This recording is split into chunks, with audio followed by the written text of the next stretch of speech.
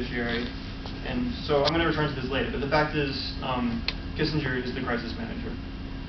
Now, in terms of the actual war, I want to start by pointing out that dozens or even hundreds of Israeli lives could have been saved had Golda Meir authorized a preemptive strike on the Egyptian and Syrian forces.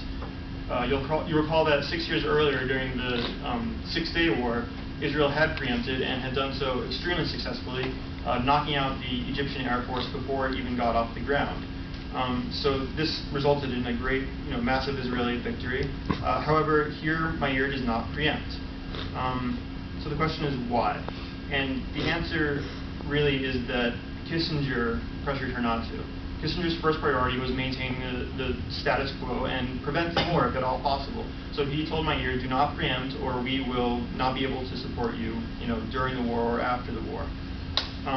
Now, it's understandable for Kissinger as Secretary of State to want to prevent a war. However, the fact is everyone knew this was coming. Everyone knew this attack was coming a couple hours before it happened. Meir knew it, Kissinger knew it, and you can be sure if Mexico was on the verge of attacking the United States and we had intelligence that this was about to happen, nobody would bat an eyelash if the U.S. preempted.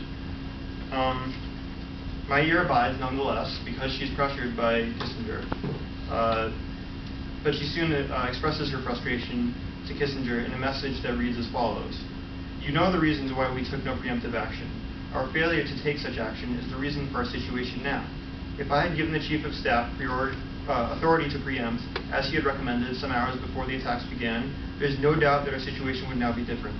So the fact that Kissinger pressured Meir not to authorize this preemptive attack shows that Israel's security was not first in Kissinger's mind. What was first in his mind was maintaining the regional stability and the status quo to the greatest extent possible. Yet, when Meir soon thereafter requests military equipment, Kissinger agrees.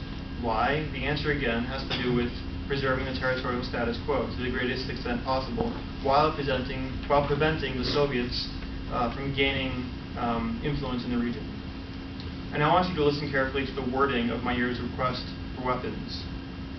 Did I just skip over that? Sorry. Yeah, okay. She says, quote, the Prime Minister requests the equipment urgently requested of the United States be supplied. This is especially important because of the quantitative superiority of the enemy and because we've been forced to adopt a defensive strategy. The words quantitative superiority refer to the weapons being supplied to the Arabs by the Soviets and implied a change in the status quo, a threat to the regional balance of power that could result in significant territorial changes. These territorial changes would destabilize the region and would allow the Soviets to gain a foothold in the region by, arming the Arab armies and